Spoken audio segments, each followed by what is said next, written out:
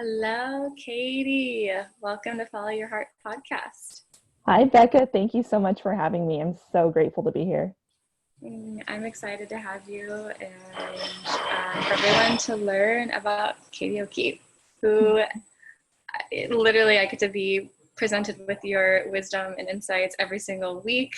And you've taught me so much about social media and marketing, and I'm really excited to dive into not only your industry and what you do and your expertise, but also, of course, your story, which is just as inspiring as what you do. So thank you for being here. And do you mind sharing a little bit about who you are and what you do? Yes, absolutely. So, yeah, like Becca said, my name's Kaity O'Keefe. I am a social media manager and coach on social media growth and community building. I specialize in helping coaches and service providers in the online space, specifically within health and wellness. But I love working with coaches and service providers of all types, to be honest. So, yeah, and I kind of just really got started in this field because my dad actually worked in marketing. He started one of the first SEO digital agencies back in the late 90s, literally when the internet had just started. So he was one of the first to market, and I grew up, in a very entrepreneurial, business-minded household and kind of just took that with me into adulthood. So that's how I got here today. I knew your dad was also an entrepreneur, and I didn't know exactly what he did and how long he's been an entrepreneur for. Yeah, he started in SEO agency back in the late 90s, and like I said, one of the first to market, one of the originals or the originators in the whole world. um, and he still does that today. So he's been in business for, I'm thinking, almost 22 years at this point. Wow. And yeah, it's been quite a ride. It's been, lots of ups and downs. And I grew up in the household, the entrepreneurial household, following his journey. And, he worked from home, obviously, or actually, I can't remember if I mentioned that part, but now, he worked from home. So I got to witness him working and taking calls, and kind of just subconsciously, I guess, really picked up some of those interesting tidbits of what he does by just being surrounded by it constantly. And then as I got older and understood what business is, I started to get interested more on a serious note, more consciously. And so he kind of mentored me in some ways. And but yeah, that's kind of how I got to where I am today. And I guess, should I get a little bit more into like how I specifically got started rather than Absolutely, yes. I think I wanted to touch on like either having the inspiration of an entrepreneurial parent. yeah. I think that's really inspiring. And yes, please share how you got to where you are now as an entrepreneur in your own business. Yeah, for sure. Thank you. Yeah, so I actually, growing up, I was an entrepreneurial household, but I was also like kind of a very academic kid. I did really well in school, but honestly never really enjoyed it. And so the thing is, I always was kind of on that path to go to, probably not an Ivy League school, but at least get into a good college, probably here in California. And, I'm not sure how far I would take it, but I was just kind of on that path and did all the extracurricular activities in high school, did all the, all the things that you typically have to do to get into a good school. But I just never felt like it was truly aligned with me.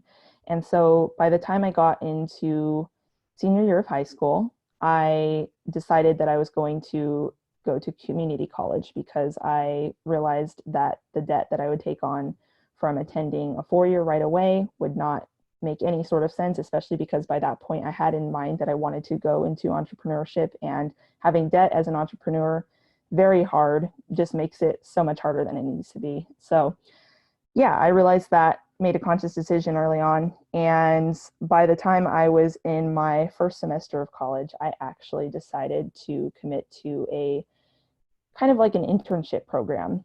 And it was with a startup. And so I realized that it was going to be hard to balance both going to school full time and working virtually full-time at this startup job. So I made the decision once again to drop out. Although I like to say opt out because it's not a final decision. You know, you will never know where the journey, where the path will take me. I could always end up going back to school if I feel called to. But basically, yeah, so that's kind of where it led me to today. I was able to work with this startup. I got a ton of hands-on experience working with a smaller company. You know, it's kind of like corporate in the sense that you're working for someone, but you still have a lot more responsibilities. It's kind of, you know, working with a smaller company, you have all of these different responsibilities that you don't have at corporate because you're much more of a generalist in a sense than a specialist at a bigger company. So yeah, that's ultimately what led me to where I am today. I was not actually planning to go into entrepreneurship so soon, but I got very impatient and was like, you know what, I want to go into the world of entrepreneurship. I'm going to start out freelance, and that's kind of where I'm at right now, and moving into more of an agency model as I go on. You know, ultimately we all have to have some help, and so that's where I'm kind of getting to the point where I might have to hire some help eventually, some work to outsource to people, and also wanting to take it a little bit of a new direction too, with additionally, or offering coaching in addition, I should say, and you know, offering that option for people who are smaller businesses and need the mentorship and the help to grow their business, but don't necessarily have the money to dedicate to a full-on agency model or retainer sort of style where they're paying you month by month to do the work for them, but rather just to learn from you and learn how to do it themselves. So yeah. So much. So for those that don't know, I'm sorry, I'm forgetting the word, but you said you can go from not contractor, but one thing to an agency model. What were Oh, the from freelancer to, freelancing? Got yeah. it. So what is the difference between the two? Yeah. So freelancing versus being a business owner, owning an agency in my world, what I do. Um, the key difference is freelancers typically do all the work themselves. So it's like being self-employed. You're your own boss, but you don't actually hire out help to help you with the stuff that you need to get done. Mm-hmm. So it's like the middle ground, I would say, between being an employee and being a true business owner. And it's Yeah. absolutely wonderful. You know, I wouldn't trade it for anything, but ultimately, you know, if we are to scale, we do have to start to outsource work. And so that's Yep. where I'm at right now. I'm looking to start outsourcing some work as I get more clients. Things are getting busy over here, which is crazy. You know, at the time of recording, we're what, 2 months into this quarantine COVID thing, and Yeah. it's actually been an incredible period of scaling for me, which is mind blowing. I love hearing that. Thank you for sharing that. It's really Yeah. inspiring, and it just shows like when you're in alignment with your passion, your purpose, like it doesn't matter what's happening outside, like you will attract the clients to you because you're just so aligned. So Totally. congratulations on that. And I also Thank wanted to you. say too, what I like you said in terms of scaling, I think is one thing of like the freelance versus agency, but also what's wonderful about you is I can tell like, well, one, you're very strategic minded. And for some people, they like to just have like, you know, the little consistent tasks over and over, right? And they're happy with that Mhm. without having to think much. But for you, I can tell you're such a one that seeks information and to grow and better, like, and also very strategic by nature, that of course an agency model where you're really strategizing, letting other people execute on the more like mundane tasks would fit your personality better as a leader and entrepreneur.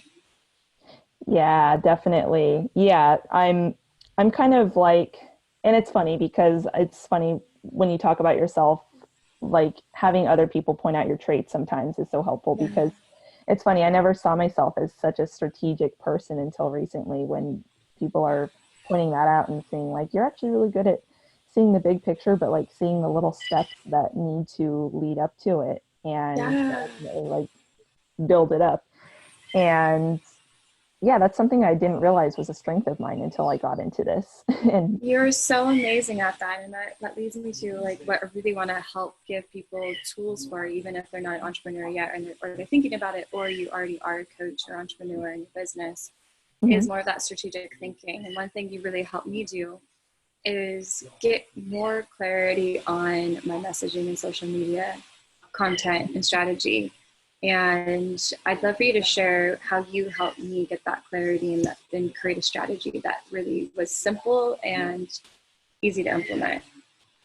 Yes, definitely. I had so much fun doing that with you, first of all. You're one of my favorite people to work with. Yeah. And so when we worked together, what we did was we focused on your pillars, so content pillars.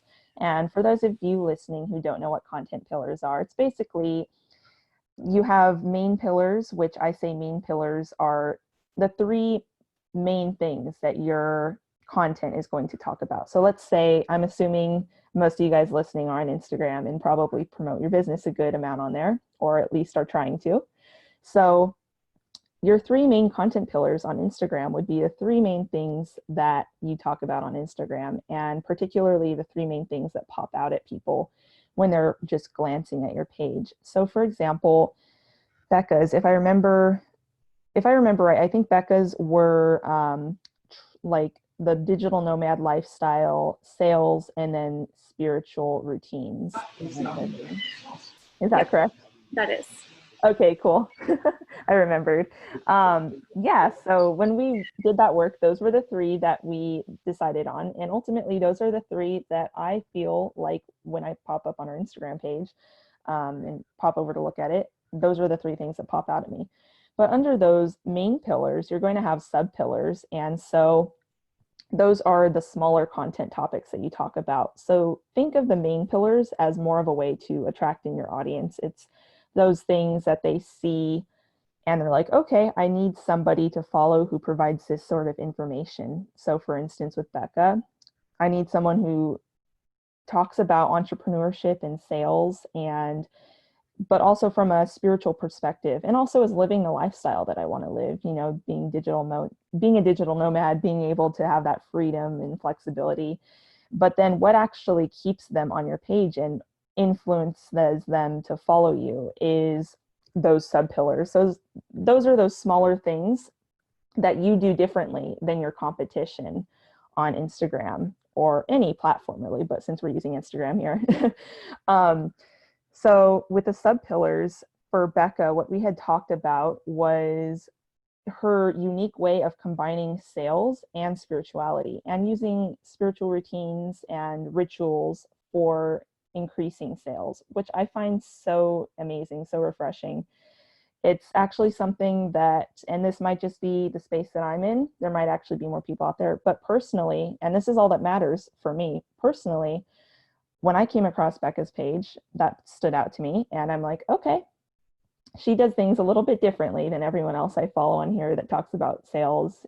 And even if they talk about both the aspects of sales and spirituality, not a lot of people that I were following at the time had talked about how to combine those two to kind of optimize your business and your life. So hopefully that kind of makes sense. But takeaway here is, like I was saying, the main pillars are going to attract the people in, and your sub pillars are going to be those small little things that you do differently, maybe even quirks in your personality that you want to share that make you more interesting to a potential follower. And ultimately, because a potential follower sees this, they're going to follow you. So yeah, that's the work we did.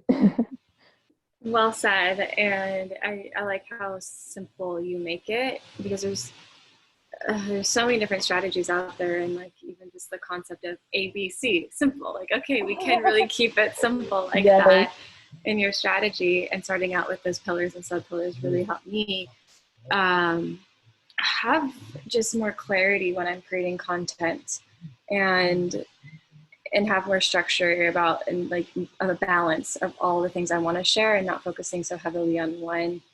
And yeah, I like noticed I wasn't really, I was kind of flying by the seat of my pants for a while.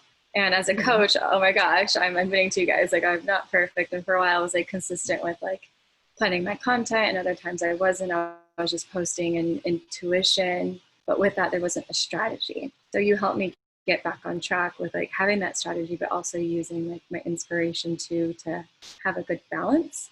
Mm-hmm. So thank you for that. I'm kind of wondering what to ask you, because I don't know how many people listening are in a business or a coach or just are curious about like social media and marketing. So I'm Mm-hmm. going to leave it to you. What are like common things you feel like you help people with the most that you'd like to share or teach about? Yeah. So, first of all, just to backtrack a little, it's funny because when you were talking about how you were kind of flying by the seat of your pants, first of all, I just want to say I do the same thing sometimes. None of us are perfect. And to take that forward to the question you just asked, I think that that's something to keep in mind. I just want to affirm for everybody it's okay to be imperfect. The fact is, as long as you're trying, that's better than nothing. And so I teach people how to show up on social media really strong.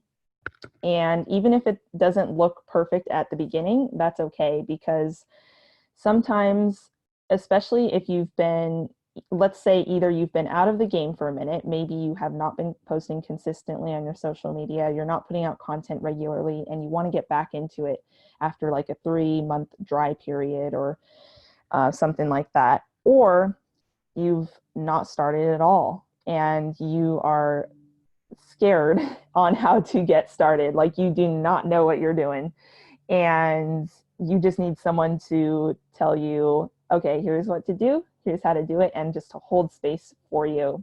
That's what I really help people with, because going back to the people who maybe you've had that dry spell or you've just been kind of posting without a strategy and you're ready to start taking things more serious again. That's what I do, is I help you kind of stick to a strategy, hold you accountable. And ultimately, the thing that you have to keep in mind too is I always say test out a strategy for 90 days to see if it works for you. And usually, most strategies are going to be at least decent. I don't want to say they're going to be excellent or get you like stellar results, but most of them are going to definitely get you some results. And the only reason that people don't see results is because they don't stick to them for a long enough time period. So I say minimum 90 days. And that's why usually when I work with clients, I suggest that we stick to it for at least 3 months, try out strategy, try out a new way of doing things and see if it works. And then after that, if it doesn't work, we can pivot. Or if there's certain parts of it that don't work, we can pivot those parts and stick to the parts that do work. But anyways, no matter where you're starting, whether you're starting from scratch and don't know what you're doing and just need to try something, or you've been doing things without a real purpose or without a real strategy, not really any big intention behind it, then, the key is just to start and stick to something for a minimum time period. Like I say, 90 days, but as long as you're doing something consistently and stick to it for a decent amount of time, then you're definitely going to see some results. I think you hit on something so important, which it's interesting that within my clientele base and friends and followers, I notice a mix of some of my friends I attract are like half of me. Half of me is very consistent, and the other half has so much resistance to consistency, like wanting that freedom, but then also wanting the discipline. So, Yes. like, I like that you really hone in on, okay, try it out for 90 days and see if it works. I think so many of us, including myself, have done something for under 90 days, not even 30 days, and said, oh, that doesn't work, or forgot about the strategy altogether and just was like, da da da, I'm going to try something new because someone said this is better. Mm-hmm. And then I don't see the results ever. So I just keep trying new things and exerting energy. So what do you say to people that are really resistant to that type of consistency and showing up? It's so hard because, speaking from experience, I'm the same way. Growing up, I was one of those kids that kind of was like a dabbler. Like I tried many different things and had fun with them all. But when things got a little bit tough, then sometimes I don't want to say give up, but just not try as hard. And that's one of the biggest things, is you just have to stick to it even when it gets hard, even when it's kind of wearing you down. And there's a difference, you know, to come from a little bit more of a spiritual perspective here. There's a difference between something that feels aligned but is scary and causing a little bit of fear within you, and something that is not aligned. It's a very different feeling, and I'm sure you know exactly what I'm talking about. So, you know, when something is aligned with you, it's going to feel right. There's going to be a fear behind it, but it's also going to feel exciting at times, you know.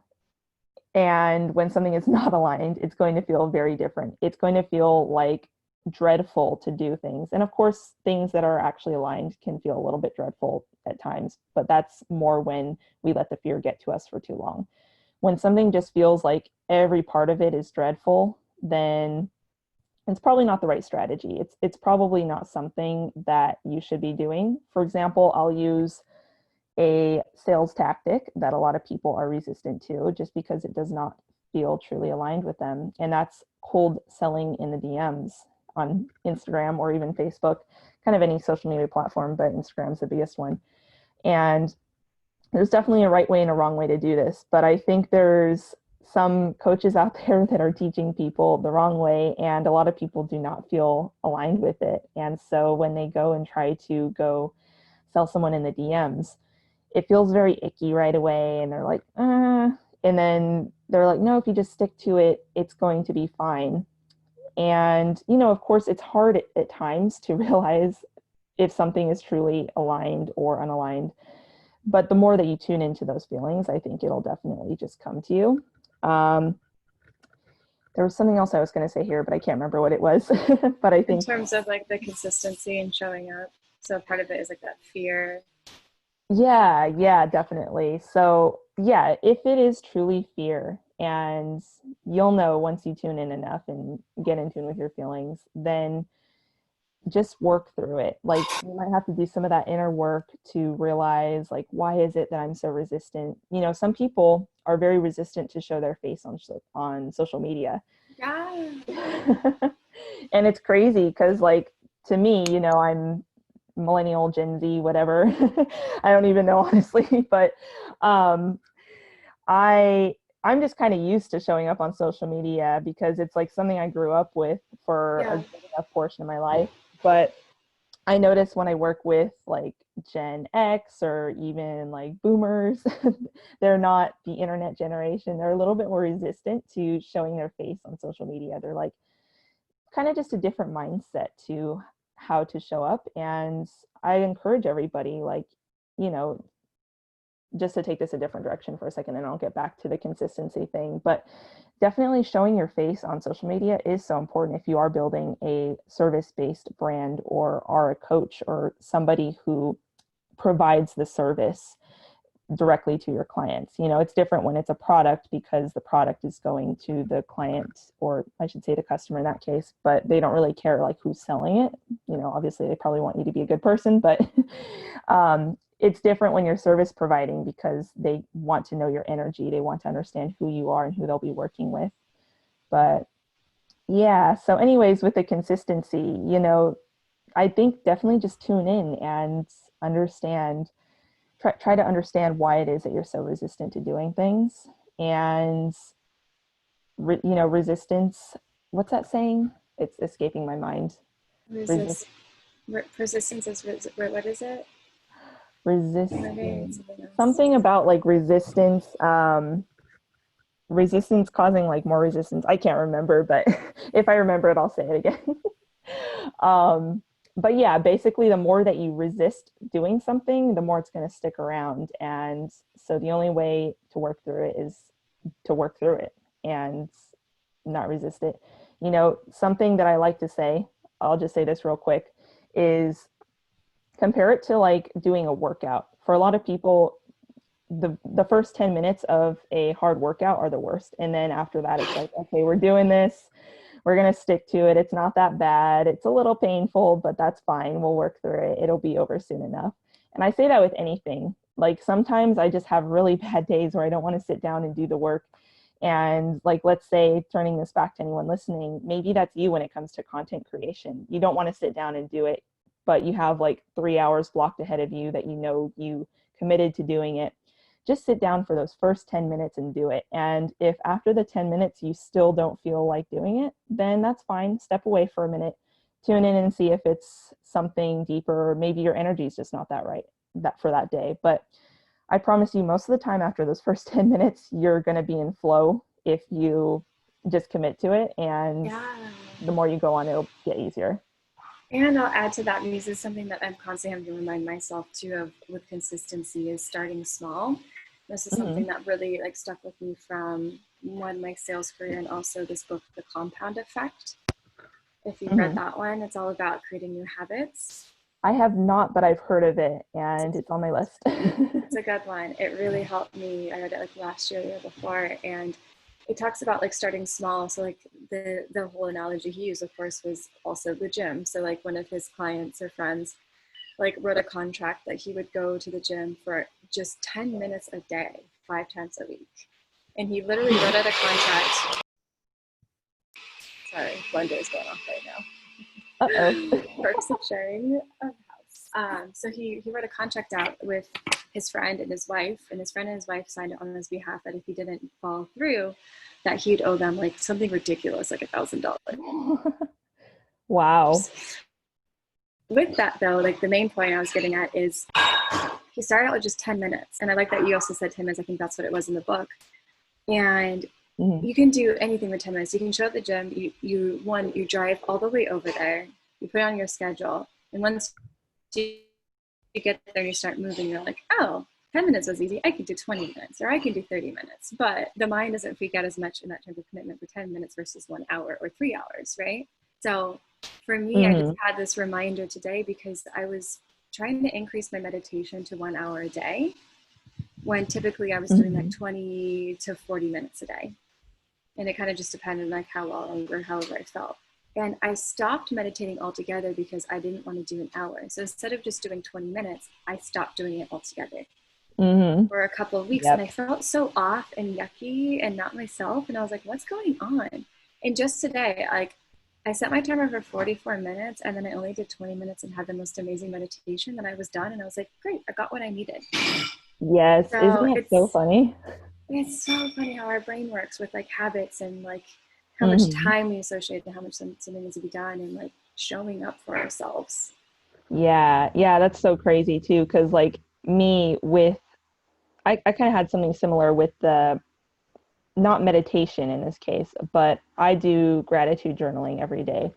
And I kind of made it, as time went on, I kind of made it into an intense ritual. Like I did like 10 things that I am grateful for, but I have to write out why I'm grateful for it after each thing. And you know, most days it takes pretty quick, but sometimes I put a lot of thought into it. And so I started getting resistant to it because I'm like, okay, this does take more time than I want. Sometimes I wake up and I feel this need. I'm like, "Ah, I got to get straight to work. Like, I don't have time for my morning ritual." But I noticed on the days that I do that, I feel so much worse and just am not in the right headspace most of the day. So I I think that's so good. Like I'm gonna probably get back into it because I realize like we can just take the time to do one thing. Like I can take the time to do one thing that I'm grateful for. And rather than having to sit down and like write a whole list in my journal, I can even just sit there and reflect on it for a minute, like 1 minute. And it's that simple. Yeah, and that could be enough. Or from there, you realize that you now have the motivation, energy to do more than that. Exactly. Either way, it either builds up or it's like, hey, at least we got something done rather than nothing. And I think that's that whole all or nothing attitude. I say instead, it should be all or something. It should be Mm, at least at the minimum, do something, even if it's one step a day, like taking it back to workouts, even if it's 5 minutes on the treadmill or 10 reps or, whatever. It's the same yeah, thing with anything. Like, even if you can't, taking it back to with social media, like, even if it's one post a week, that's better than nothing, just as long yep, as you're consistently showing up. yes. I totally agree. And I value that about you, knowing you as a friend and a Mhm. past client and a part of the mastermind, Passion and Profit, and seeing you show up almost every single week. If you don't, you tell me why. And Mhm. you've been in Passion and Profit for how long now? Since it started back in October. Yeah, And they you were started it. so consistent, and it's in like all areas. I've really noticed and valued that about you, which is nice to see.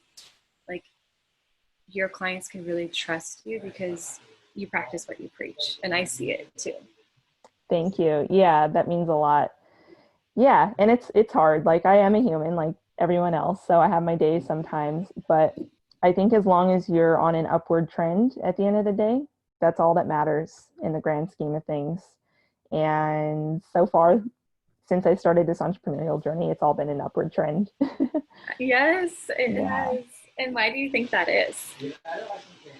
Oh, so many factors go into it, but one of the biggest things that's been a game changer for me is working with coaches and doing the inner work. I think that has been so important because the inner work is such an important component of entrepreneurship. Like I think that we have a lot of resistance, especially in our society. And I think it's slowly changing, but there used to be this whole kind of collective belief, I guess, for lack of a better word, that we have to work for someone to make money. And only people who already are provided with the opportunities at their fingertips can go in and make money. But nowadays, it's so much different. With the internet and with all of the opportunities that it provides us to network with people, to create our own brand and grow our own audience online versus using traditional methods that cost a lot more money.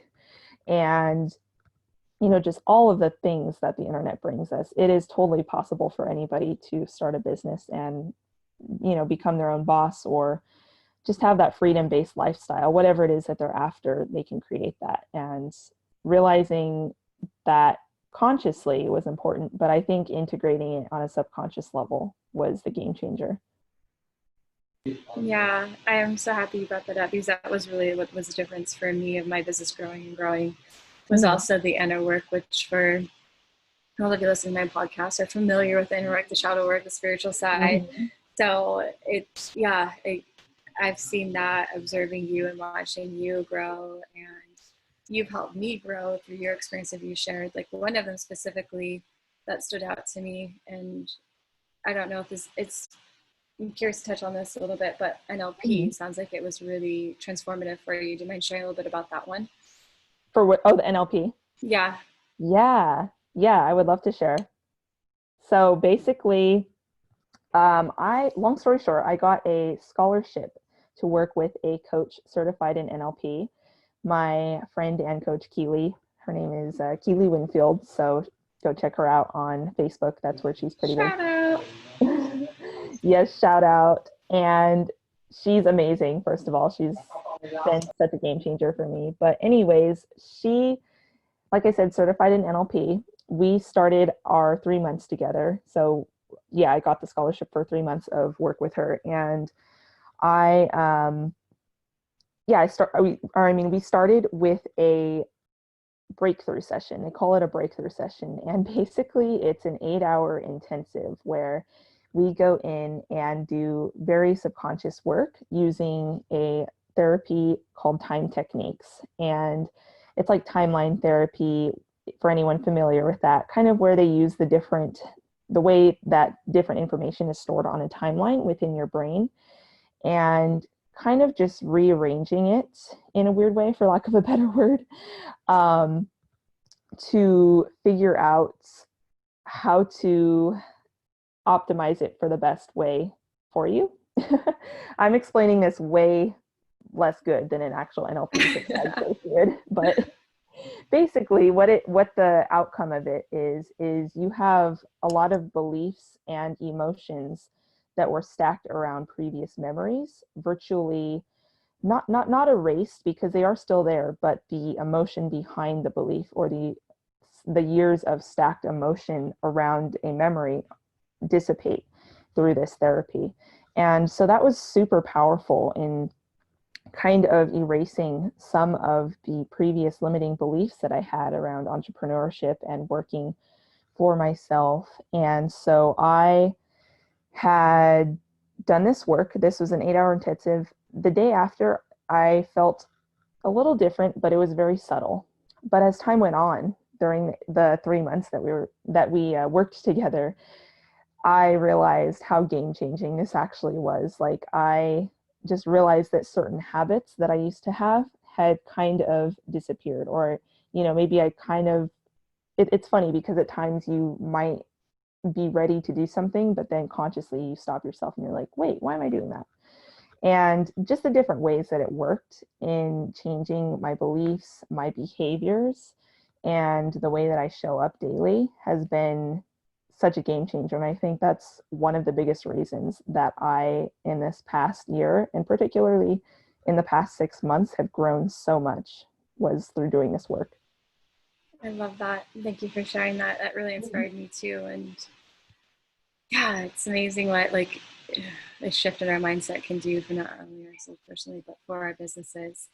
And I love touching on both like the spiritual mindset, self-help, and actual strategy. So one thing you contributed to your up and up of your business growing is the inner work. What would you say were some really helpful strategies that you stuck with that also helped in your business? As far as the strategic side, yeah. So definitely consistency is huge. And it's funny because talking about the 90 days thing, going back to that, um, I had really started taking my growth and showing up on Instagram, because that's the primary platform that I'm using right now, um, to market and brand myself. But I had started showing up on Instagram seriously at the beginning of this year. So back in, I think it was about mid-January, where I started posting at least a couple times a week on the feed every week, and then going to the stories at least a couple times a day. And so I stuck with this for about 90 days, about 3 months. And it's just about putting regular content out there. So I'll talk a little bit about the ABC strategy briefly here. There's attract content, content that's going to attract people in. There's build content, the content that helps them build their trust with you, build their like, no trust factor with your brand, and ultimately keeps them around so that they don't unfollow you. So that's the content that I say is most important. And then the convert content, which is the sales content essentially, that's going to get them to either buy from you, or if they don't buy from you right away, at least it converts them to your next level offer. Maybe it's a freebie through email or whatever it may be. But essentially, consistency with this strategy over a 3-month period, I really realized that I had so much growth. I think that, and it's funny because I've been bad at tracking this for myself. It's funny, going back to like the things that we do well for our clients, but sometimes we have trouble doing for ourselves. Yep. Oh my gosh, every time. But anyways, I've had a little bit of trouble tracking for myself, but I think I've grown my following by over 1,000 since the beginning, or Wow. technically since late last year. So it's been not quite since the beginning of this year, but um, and that's within, let's just say, about a 6-month period, because I've been so bad at tracking it. But anyways, the key here is, or I mean, the main point here is consistency is key, and showing up on a regular basis was really the key, and sticking to something, like I said earlier, sticking with a strategy for a time period. And unfortunately, I took a little bit of a break, so now I'm not growing as fast, as much, but it's okay, because there is always a way to get back into it. And that's what I teach people. Even if you take a break from showing up regularly on social media, you can still get back into it, as long as you commit to at least about 90 days or so to amping it back up. But yeah, I think that's been the key for me, is just consistency and putting out good content. Yes, and it could be that simple. And I realized I had mentioned the ABC strategy earlier, but then we hadn't even covered it. So thank you for explaining what that is. So people are like, what's the ABC? Yes, no, of course. And yeah, and that reminds me once again, like yeah, simplicity is really important. I think more importantly, like you said, you can do any strategy and they may work decently. The consistency can be even more important. Yeah, And totally. even 90 days may sound like a little daunting, but for me, I was just thinking about it when you said like you started out by posting once a week and then doing stories like a couple times a day and keeping it updated. Like now when I don't share, if my story ever runs out, which is rare, sometimes more recently it's a little more common, but like maybe once a week, there's nothing on my story. That to me feels weird. Mm-hmm. I'm so used to just automatically, it's like autopilot. I'm going to go on at least once a day and add stories on there. Yeah, it's funny because it does become a habit the more that you do it and show up. So, like, that's been me this past week. I've been super busy with showing up for my clients that I haven't had enough time to do my own marketing. And unfortunately, did not plan this past month, but that's okay. But, anyways, I was going to say, like, it feels weird. Like, it feels odd that I'm not showing up to at least share some things on my story because my story has been empty for the past day or two. Yeah. Yeah, it's funny. So once you get into a habit of doing it, it's going to become natural and it'll actually feel weird, like Becca and Yeah. I are saying. Yeah. Which is nice when we're like, you do feel the contrast. And when it does feel weird, it's like, oh, yeah, I really like shit. I love that habit that I have created now. And then it's easy to get back into it. Yeah, exactly. Yeah, and I think once you realize how good it is, then it's like Mm-hmm. it's that much easier to get back on track if you fall off. Yeah. It's Yeah. kind of like sticking to a good workout routine to go back to that. Totally. It really is. Yeah. Yeah. Yep. I always use fitness as like an example too, because that's really like my foundation of like when I really started making habits and seeing results. And it was like nice to see like a tangible result with fitness and the feeling and the Yes. body's changing, your energies are changing. Yeah. Because It's this is similar. You can see the results. You can see the growth in your account. Like you said, you grew over exactly. 1,000 followers in about 6 months. That's huge. Hmm. Yeah, definitely. Yeah, it's funny. I like comparing to fitness too because it's very similar to business, Yeah. It's trackable, but it also involves a lot of the mindset and sticking to it and consistency and everything, so it's just a good metaphor to use. Yep. But yeah. Absolutely. Cool. Well, as we wrap up, I wanted to ask you just a couple random questions that I typically ask my guests on the show. I Um, love that. yeah, we'll see what comes out. Sometimes they're different. So I'm feeling for you. What Hmm. is a book that you really like in terms of like social media or marketing that you'd recommend for people to read?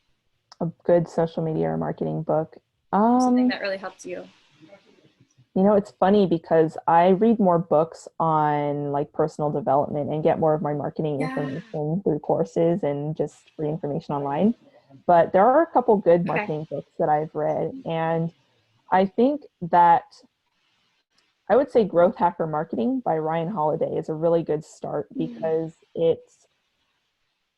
first of all, it's a very short read. It's if I remember right, it's either between 100 and 200 pages or so, and just very digestible. But also, it goes into kind of just how to use people and the community that you already have to your advantage, and tactics that you can use to grow organically through people that you already know, which is kind of what social media is all about, when it comes to organic growth. And I currently don't use any paid ads, so nothing against them, but it's just definitely good to test out and see if you can do it organically and try to pay less for results to start with. And that's kind of what he talks about, is ways to do that. And it goes a little less into social media and more into other tactics such as PR and email marketing, but it's still super good. And I think if you can kind of just take the knowledge and apply it to different areas of marketing, it's super great. And I found it life-changing, honestly. Cool. I haven't read that one yet. I'll have to add that. Hopefully, I can add that to show notes for you guys if Super I simple read. remember. Yeah. If not, reach out and ask Katie. Totally. Okay, so you said that there's other things. What about like some podcasts that are really helpful? Good question. So Rachel Bell just started her podcast a couple weeks or months ago. I can't remember, but I've been listening to that on repeat. She is, for those who don't know, she's a really good business coach, social media, organic growth type of person. You know, my whole right up my alley, I guess.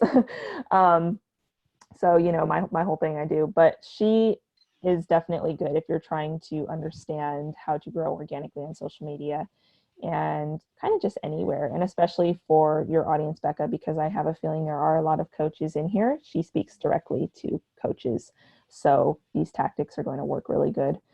um, Other podcasts, I like listening to I think it's called the Badass Business Paid podcast. It's by Lauren Eliz Love, and she is amazing at combining the spiritual and the business side, kind of like Bekah. Talks about those two topics and how to combine them, how they intersect, and why they intersect and are so important. But it's been life changing for me to listen to her. She's just had a really inspiring story too. If you start to listen to her content, you'll see why. I have not listened to it, and you mentioned that, so I'll have to take a look. Lauren, what is that? Lauren Lislow? Yeah, Lauren Eliz Love. That's a beautiful name. Mm-hmm. Awesome. Thank you. I love learning and finding new platforms. Of course, there's always like a balance for me. I feel the same way between like consuming content and then like going within and like trying something before Cool. bringing more in. And I'm like, I want to know everything, but then I also like feel overwhelmed with the information. Oh, that is so me. I feel like we're Yeah. on the same wavelength. Yeah, it's fun. Mm-hmm. Let's see. What did you have for your last meal or breakfast, whatever it was? Oh, what did I eat for breakfast? Yeah. I love that question. I had a protein shake and steel cut oats with berries this morning. Ooh, yum. Very So good. balanced and healthy. Yeah, I'm trying to balance all my macros and that whole thing. So protein shakes have been important lately because I feel like I don't eat enough protein. I'm not vegan or anything, but I'm not a huge meat eater, so it's Yeah, hard to find other sources of protein. it is. Especially here, they don't sell protein powder in this Hmm. island.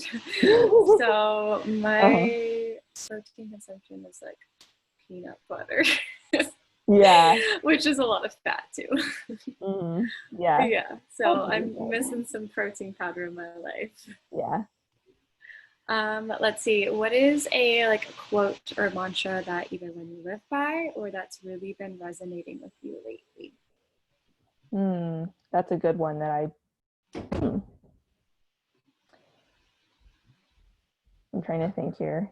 Excuse me for the pause. Okay. Even something like, I don't know if you write affirmations in your journal, like something that's been coming up for you. Oh yeah.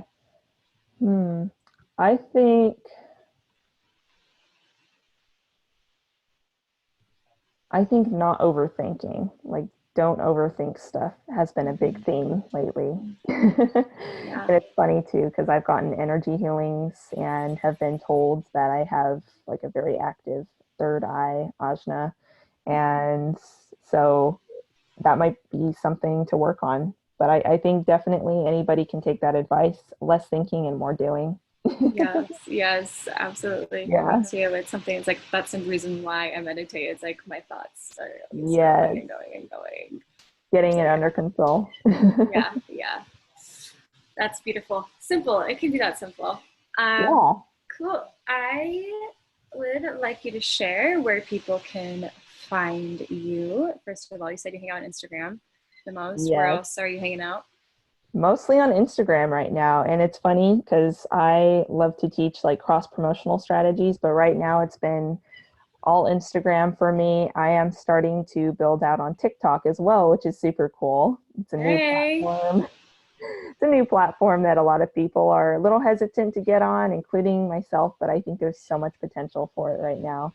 And yeah, you can find me on, I would say Instagram's the best place right now. So Instagram at the Kaity O'Keefe, spell it Kaity. So a little different, but I'm sure Bekah will put that in notes for you. Yes, I will. And how can people work with you? Yes, definitely. So You can work with me either through having me do done for you services. So I work kind of on that basis where I teach people how to do it, but I also help them do it so that they don't have to have someone else do it or they take over all the work.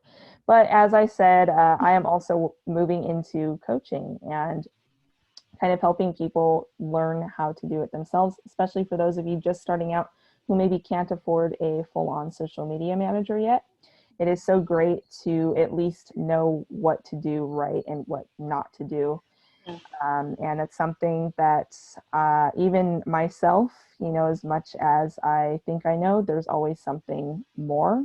And there's always something more to learn. And so that's what I want to help people with and support them with, is showing them their blind spots when it comes to social media marketing. It's extremely helpful because like a year and a half ago when I first started my company, I had no idea about Instagram. And I remember Googling and watching YouTube videos and spending so much time just on learning like something that someone could have told me in like 5 seconds. Mm-hmm. And so hiring a coach who had previously come from social media, like had an agency too, and teaching me all these things was like a game changer and just saved me such a big headache. So I like that you're offering both the done for you services and the coaching, so you can really help both types of people or wherever they're at. Yeah, definitely. There's definitely a need for both, because there's like a coach for every level, and as you grow on and get bigger, you need somebody to ultimately help you out with some of those tasks, kind of like me right now, like I said, outsourcing stuff. So Yeah. that's what I'm here for. Yeah, that's why we're all here for each other, like as coaches, and like we're all here to fill those gaps and realize we don't have to do it all on our own. Yeah, we're not alone. We have a team, and Yep, you might not even realize it yet, but we all have a team. totally. Yeah. Well, Kaity, thank you so much for sharing everything today and for giving us like new things that we can take action on. I think the biggest takeaway for me is just that reminder and motivation to get back into consistency and try something for 90 days straight. Like that's really inspiring. Like, okay, I've done this before and I saw the results in this area of my life and it doesn't apply. It's no different than business. Mm-hmm. Still, I hope you all took something away. I'm sure you took multiple things away from this conversation. And yeah, thank you again, Kaity, for showing up and sharing all this with us. Yes. Thank you so much, Becca. So grateful once again.